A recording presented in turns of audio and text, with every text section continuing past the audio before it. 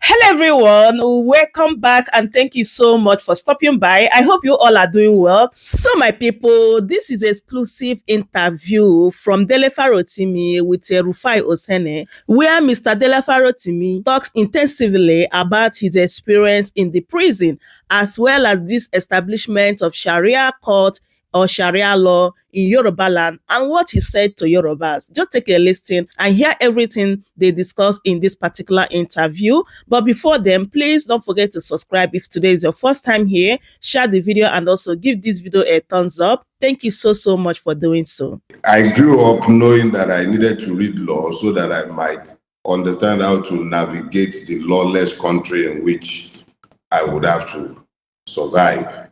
And my understanding of that law says that I should be for now. There is a gag order saying that I mustn't speak to the case before the magistrate court in Ekiti. And elements of my arrest speaks directly to that case. As you will be aware, the charges of, cyber stalking or I don't know cyber what I was supposed to have committed, have been lifted at the last adjourned date. That was was that Wednesday or Thursday? I'm not sure now, 29th. This one too, I should be before the magistrate on the 13th of February. So I promise I will come back and talk to you about that part. But the part related to the prison, I promised my fellow inmates, you understand? You know what I'm saying? I promised them that whenever I will tell their story, it will be as a comedy. Because there are way too many tragedies within the correctional system. And if I cannot do anything to help resolve the many challenges that I saw there, I shouldn't do anything to exacerbate the situation. I saw prison officers spending their own monies on drugs for sick inmates. If there was a system that cared, there is no reason why an underpaid officer would have to be spending his own money to take care of inmates. So I saw a lot that we should talk about, and we definitely will. But I promised my fellow inmates that it will be treated in a comedic fashion. But I assure you, there are many stories from that Ado-Ekiti prison. You'll laugh yourself silly. But we're not in a season where anything is really funny if you think about it. So, but don't let me waste your time. I want us to talk about, prison, because a lot of people, I think Fela was noted to have said that's where are they inside prison? Are they for inside the world? Where are they outside prison? Are they for outside world? The Chris world? We call it So let's talk about that. Inside world, as it were. 21 days is no joke. Let's talk about the prison memoirs. Right. There is something I do. Maybe it's peculiar to me as a writer, or maybe other writers have the same predilection. But what I find is that when I intend to write about something, I deliberately keep it bottled up. Not that I won't talk to you about it, but there are just way too many things to talk about in relation to my prison experiences. But what I can say to you is this. I heard the average Nigerian, even whilst I was in prison. One of the most effective mode of communication in prison are radios. Prisoners have radios. They are allowed radios. So you are kept abreast of what is happening in the wider world. Before I got to prison, everybody in prison already knew who I was and what I was alleged to have done. So I wasn't entering the prison unknown. And I was blessed to meet I must say that a lot of people within the human rights community, particularly the old timers, had already established for me what I was to expect whenever I went to prison. And prison was always an expectation for me. I always knew it was something that I should expect. In fact, it's probably the least of the many things that the Nigerian state and its many powers could do to you.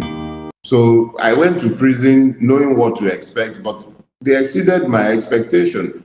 From officers to inmates, I was treated most humanely by everybody that I came into contact with.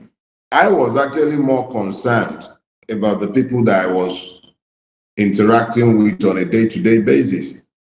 I had 10 other persons in the cell with me. There were 11 of us in my cell. And that, I was told, was one of the better ones in the place. I think the place was built to hold probably about 250 or so. It's holding over 800 inmates as at the time I was there. The rations are basic. If anybody had to depend on the rations, they'd be dead within 6 months at the most. The rations themselves predisposes you to multiple opportunistic diseases of all sorts. The healthcare, most basic and rudimentary at best.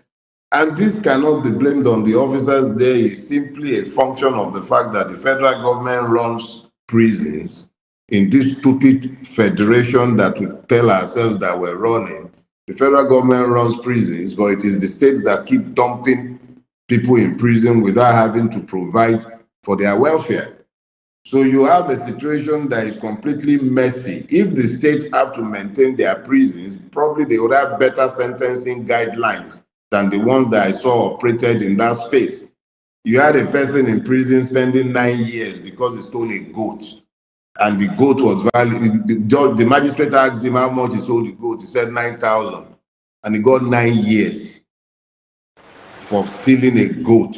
When the politician that steals billions goes scot-free, they never go to you're the one using the word steal. They don't use the word steal. They've laundered the crime. They call it corruption now. It's a well-laundered crime. It's called corruption. You and I will call it stealing, we'll call it altering, we'll call it forgery, we'll call it advance fee fraud, we'll call it outright stealing of public funds.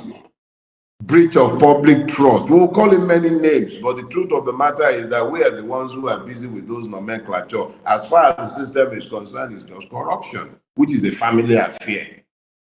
And because it is corruption, it must not attract any punishment. Let's talk about the impact. Let's talk about the impact prison had on your wife and your parents. Well, put it this way. I am blessed to have married not just a woman who loves me, but I am married to my friend. So my wife knew that I have already given up myself to the cause to which I have committed my life. She's resigned to that knowledge. 4 years ago, this month, it was a viable murder plot that was revealed to us. Last year, it was imprisonment that became my lot. The fact of the matter is that my wife was always prepared for any and all eventualities. It doesn't mean that it makes it any more palatable when it now happens. It was, of course, a very traumatic thing for her. I kept insisting that she mustn't come to Ado-Ekiti because I didn't want to put her through the trauma of traveling by road.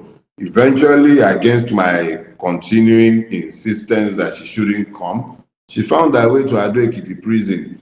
And she confessed to me the following day that was the first time she managed to sleep for longer than 1 hour. She slept for like 10 straight hours after she left me in prison and went back to her hotel. You know why? She found that the same person who left home that morning was the same person she found in the prison. Because the reality of the matter is that, Rufi, you don't do what we do without having prepared your mind for the worst that the system can throw at you. I go to my bed every evening, thankful to God that I made it to my bed, but prepared to meet my maker before the morning. And I leave my house every morning, thankful to God that I made it up. I leave my house and prepared my mind that I might not very well come back into that home because it might please my maker to allow that it be the last. And it doesn't necessarily mean that it will be at the hand of a murderer. It might very well be that I'll be sat at my table in my office like my brother, Ogunlano, and simply meet my maker. So it's not something that my loved ones worry about as far as my existential safety and all of that is concerned. It's not something that is pleasant to them, but it's something that, yeah, it was not a very pleasant. I want to ask, how particular did your mom take it? Oh, Yawali. My mom is, let me put it this way. She's a warrior.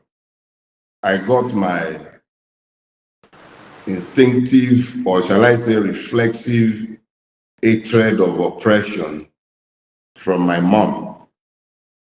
However, she's also a warrior.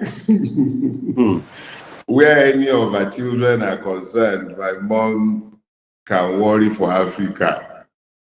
And I doubt that she slept a wink during that season. I deliberately avoided calling her whilst I was in prison, even though the average prisoner can make calls through the welfare system.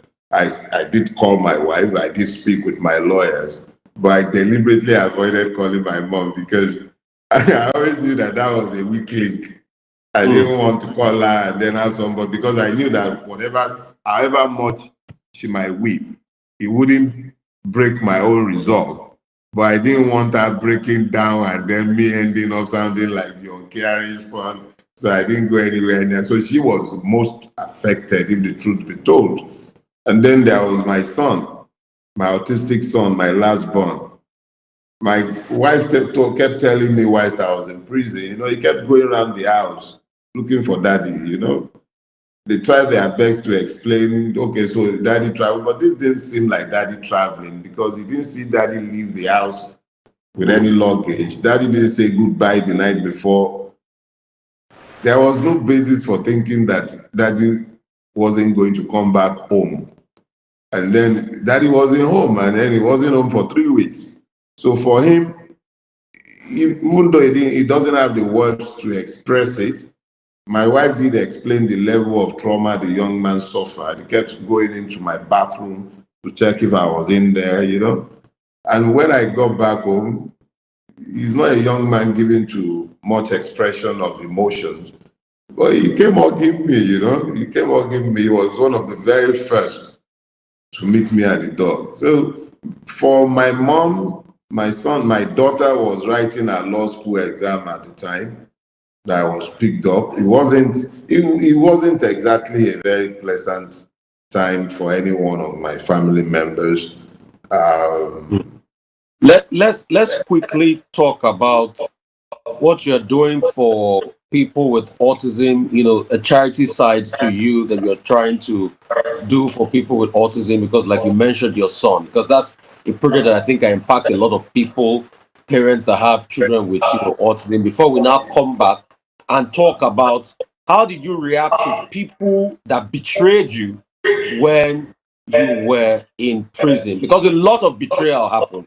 In fact, a lot of people don't know that people that felt like they were fighting the loudest, they were speaking the loudest, were the one betraying the most.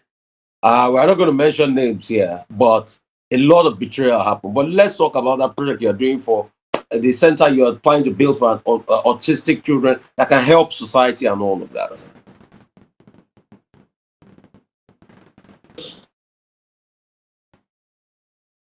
I lost you for a few seconds. I got you up to the point where you were talking about those. I lost you for a few seconds. I okay, let's talk about the point where you said let's talk about the Center for Autistic Children that you are working at, and probably people want to join you on this great project. Then, secondly, we'll talk about betrayals. Okay, so here is the thing. I don't want to, because we have such little time. What I'll explain is this. I have a son who is now 18 years old. He's autistic, right? And so we've dealt with that challenge since the last 18 years. Now, I'm not a particularly wealthy man, but I am sufficiently blessed that I can take care of my children, my wife, and my immediate needs. But I know how much it has cost me in resources in order to provide what is at best the most basic of care in Nigeria. There are simply no facilities of note for the care of autistic children in Nigeria, whether that be privately owned or whether that be government owned. In fact, there's basically nothing that is government owned. They have the most rudimentary of facilities. So having to care for my son privately in the last 18 years, my wife has had to give up her own life, more or less. There have been times when they've had to go to South Africa for a month every 2 months. So like 3-4 times in a year, they spend a whole month in South Africa. How many Nigerians can afford that? I did that for years. To get diagnoses, we had to go to America when he was much younger. So I look at the total amount that we've had to spend over the years, and now that he's approaching adulthood at 18, there is really nothing left in the system for him. There has been nothing left in the system for him for some time, at least known to us. So we were already thinking of, okay, so now we have to move him abroad at least for a year so that he will learn functional skills, so that he might be able to take care of himself as he progresses into manhood. And then I saw the costs. And these costs were coming around in the age when Buhari had already destroyed the economy, and just as Bulaba was taking over the saddle. And then I looked at this cost and I realized that there is no way I couldn't afford it any longer. And even if I were to be able to afford it, how many other persons will be able to afford it? So I decided that we'll try and pull resources together in Nigeria, bring as many of the experts as we can find within Nigeria for the benefit of our son and for as many other persons as would require this, because there is simply nothing available in the country. So we were already thinking of this. We registered the foundation over a year ago, long before I wrote the book. I ceded land out of some land that I own in the free trade zone axis. I gave land for the construction of a center. We were still, and we are still in that infancy stage where we are designing and trying to put something together when the book was launched in June. Now, I wrote a book knowing that there are bound to be reactions. People are bound to get emotional and angry and everything. And I didn't want to end up having to be responding to, oh, he wrote the book in order to enrich himself. Anniversary, it was already available for free download. The second book became available for free download within 6 months. So this one wasn't written for money either. So on the day of the launching, I announced specifically that all proceeds will go to this charity that I set up for the care of autistic children. In Nigeria, all proceeds have been going directly into the account of that charity. The only money that is outstanding is the one that is to be repatriated when Amazon might have made the payment. We've been affected by the interim injunctions that were procured up and down the length of Nigeria whilst I was in prison, which has meant that we cannot sell the books in Nigeria. Maybe if we had been able to sell the books in Nigeria, we might have been able to augment the account of the foundation, but we'll see how long that lasts. Now, when it comes to the issue of betrayal, you see, I have never believed in votrons. Votrons are those who personalize the struggle for liberty. So you may betray votrons.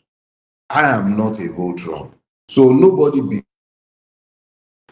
betrayed me. The only thing they betrayed were their own ideals, their own professed principles, their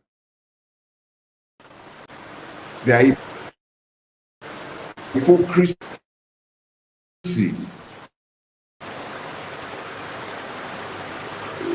was brought to the fore. I look at all of them and I simply laugh. I laugh at their consciences. There are still a lot of ongoing betrayals, quote and unquote, but they are betrayals of consciences, not of my person. I cannot be betrayed. I never place my trust in any one of them, if the truth be told. My trust has always been, even as you've heard me just define for you, all is the ideas and ideals that I stand for, that I believe that we share. So if they have betrayed those ideals and ideas, it is their consciences that they have betrayed, not me. I wasn't betrayed. Okay. I expected nothing more. I'd like to ask you this question. With all you have gone through, is Nigeria worth dying for? Is Nigeria worth dying for with all you have gone through? See, I don't want to die for Nigeria. No. But I'm prepared to die for my beliefs, my ideals, for the truth. I'm not interested in which Nigeria am I supposed to die for? The same one that sends soldiers to the toll gates to come and murder protesting, armless civilians? Is that the Nigeria I'm supposed to be dying for?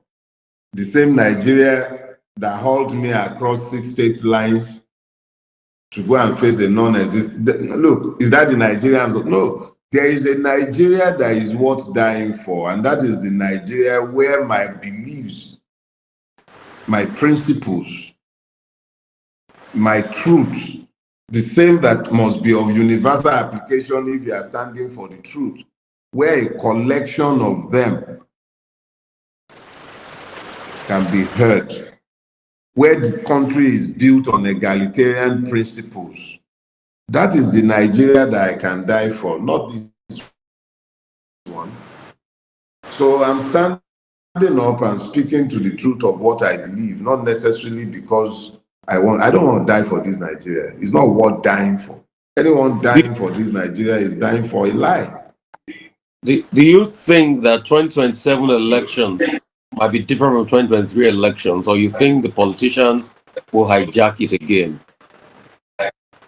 And what's your take on this obedient movement, Peter Obi, a lot of people talking about back and forth, infighting in the Labour Party? What's your take on all of that? And Obi's chances in 2027 and this grand coalition these politicians are talking about again? Do you think 2027 election will change anything, or they will just go ahead and just do it the way they normally do it? You see, Yorubas have a proverb. They say,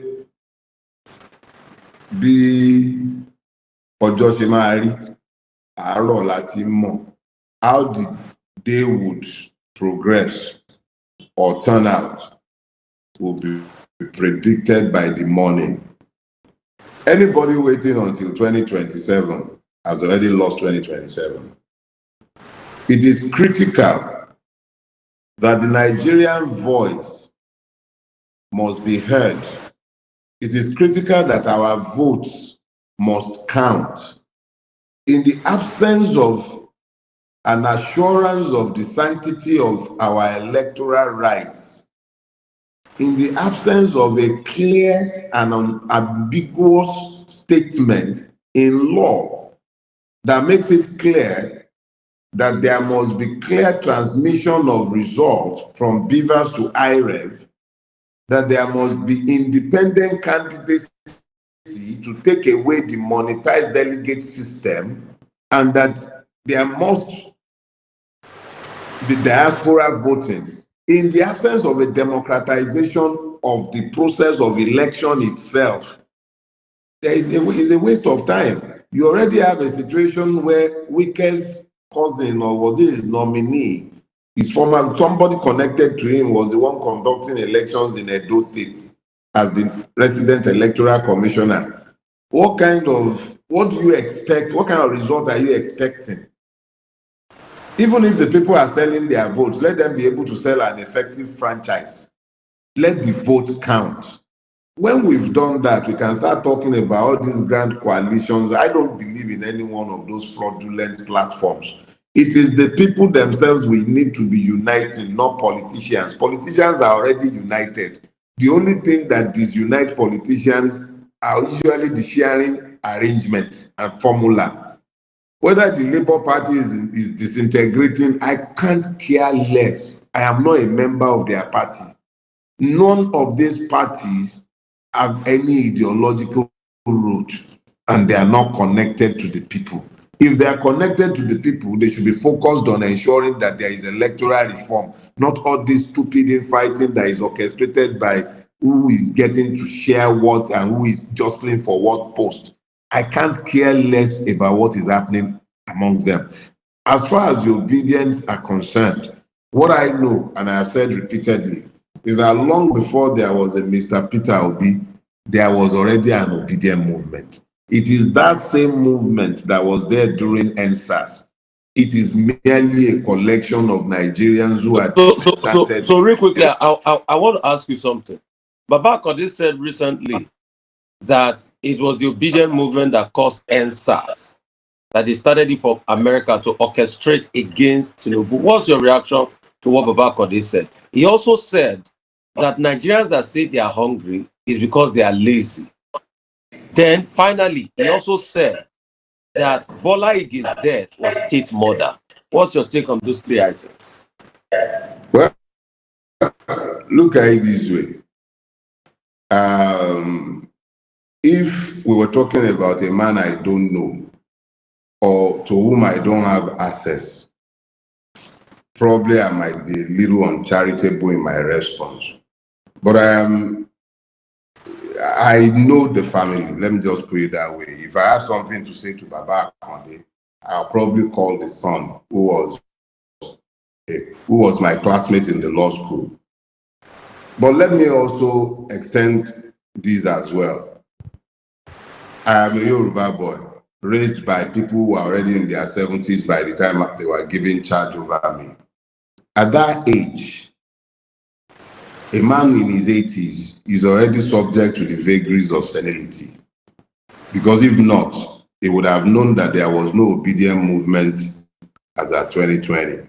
What there were and what they are still had today are Nigerians who have been distanced from Nigeria by the fact that Nigeria has victimized them. That collective remains there. But to be saying that it was the obedient movement funded, no, those are clear words coming from an old man who is clearly not in complete control of his faculties. The last part of it is him saying that it is state murder. Well, it wouldn't surprise me. Every murder in Nigeria should be treated as state murder. And even more so, his brother and best friend is the president today, and he has access to all kinds of secret files. Let him tell us who the murderers are. I would love to know. A lot of people will be interested in knowing. At least now we know that it's not them, Baba, Debanjo, and Co that killed. He says the state murder. Let him tell us who and who. He should tell us more. Abi? Okay. You know, because I'm a man of my word, I promised 30 minutes on the dot, and it's exactly 30 minutes because I know you are going to go and prepare for your own broadcast on the Dele Farotimi page on YouTube. I say thank you so much. As the Yorubas will say, Shoki Lobe Oge, and I have to be 30 minutes on the dot. So thank you so much. In fact, and that's why I didn't take calls, because I know if I take calls, I'll give you one shot. yes. Eh? You give me I'll one give you shot. one shot, and then I'll say. Okay, you give me one shot to say bye bye. Okay, real quickly.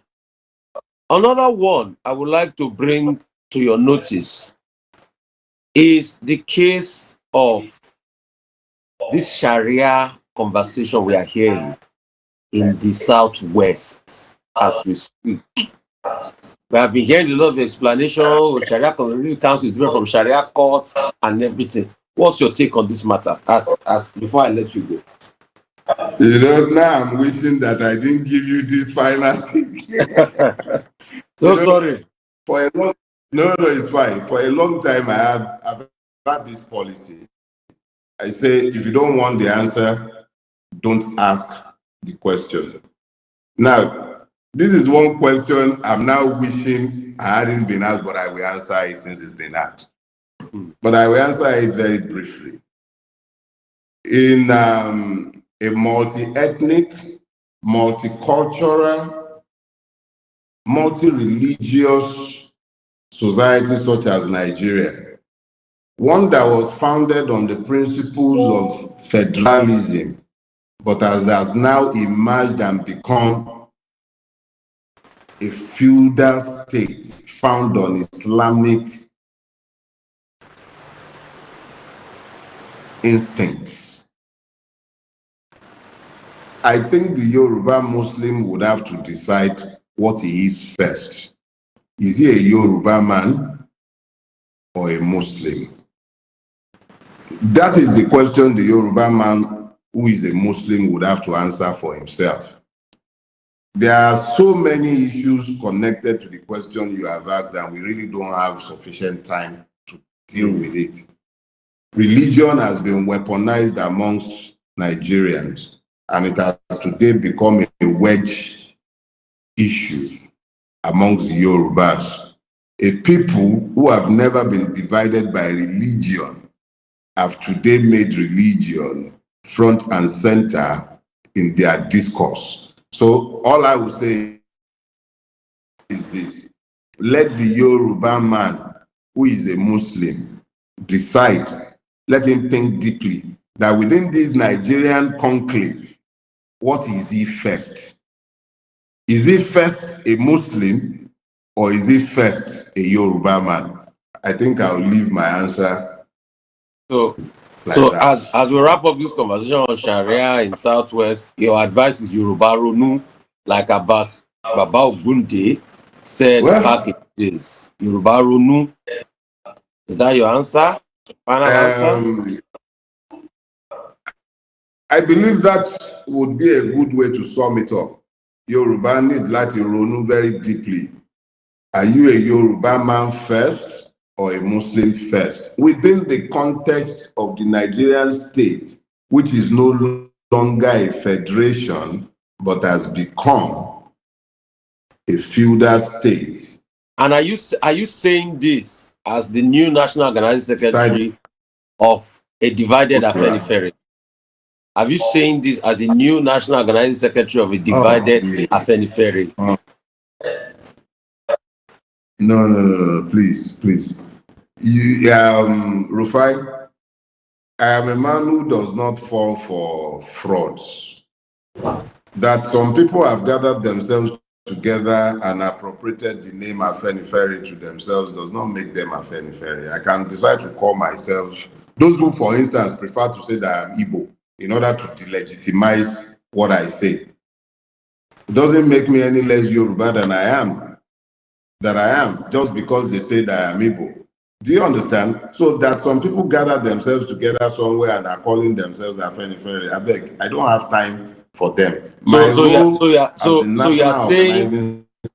saying you with Baba, with Baba, with Baba, not Baba Fashion faction now.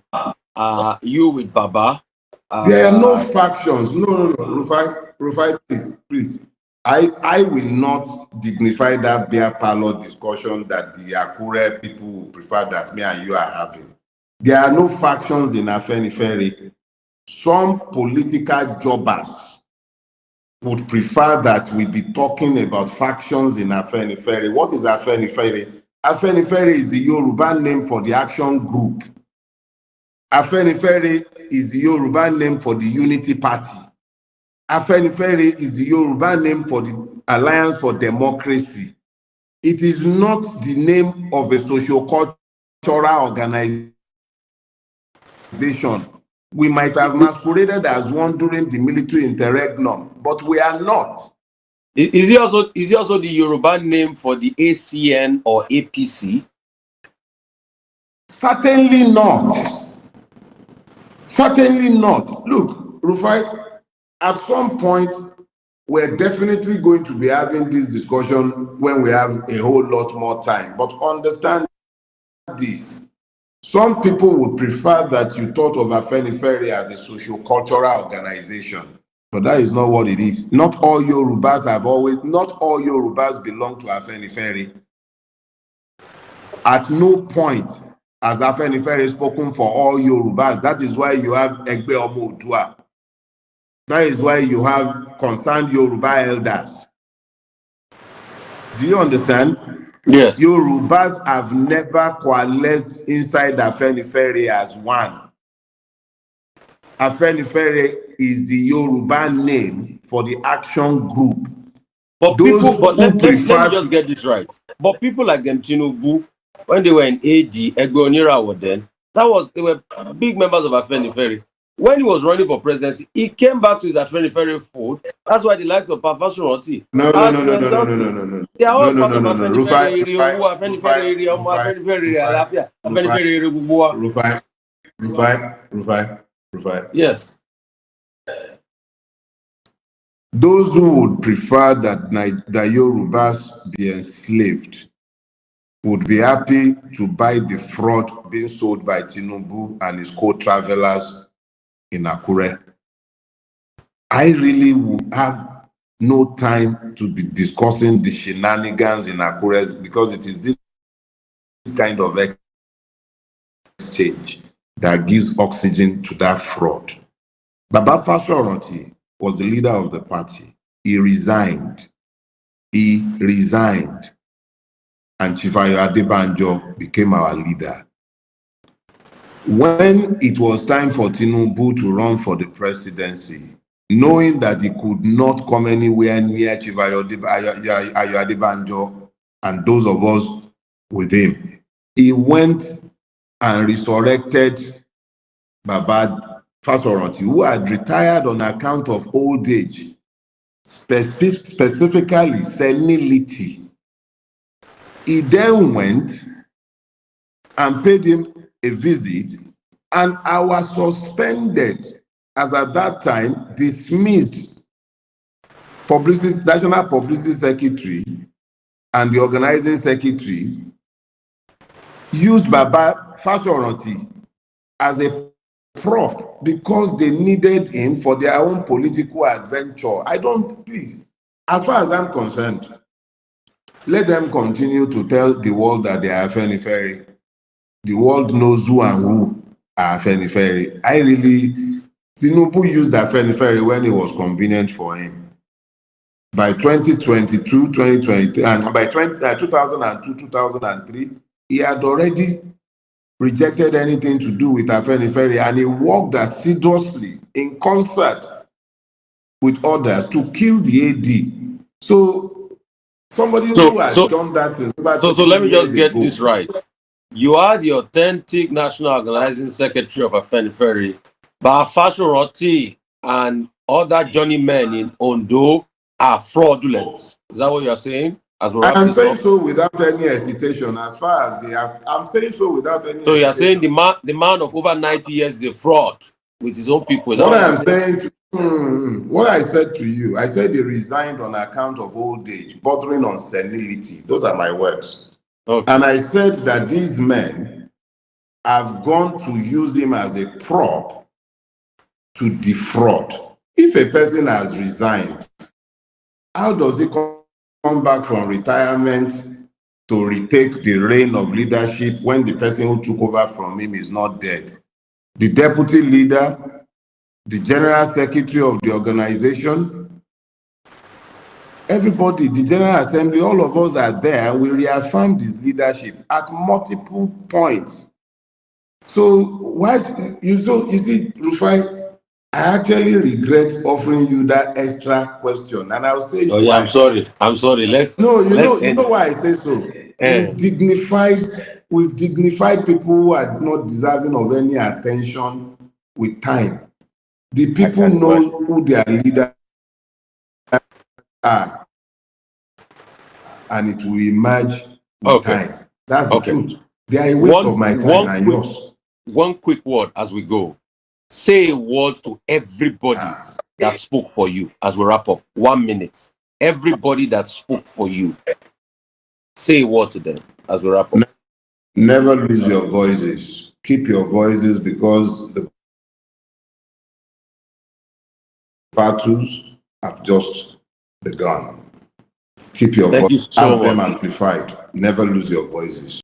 The battle has just begun, indeed. Never you lose your voice. So, my people, I hope you guys had everything Dele Farotimi said in this particular video, as well as what he said concerning the establishment of Sharia law in Yoruba land, telling Yorubas to think Yoruba first before religion. And also, it's quite unfortunate that in Nigeria, there's no provision for autistic children. And you guys saw the challenges Dele Farotimi is facing concerning this matter, which I believe that Nigeria government need to look into this, because we have many autistic children in Nigeria that really need help from government. So, my people, as I make I bring this update to you guys, leave your thoughts in the comment section about everything Dele Farotimi said in this particular video. Don't forget to subscribe if you haven't, share the video, and also give this video a thumbs up. Thank you so much for watching. I will see you guys in my next update. Goodbye for now. Welcome to Shamra Seniors TV.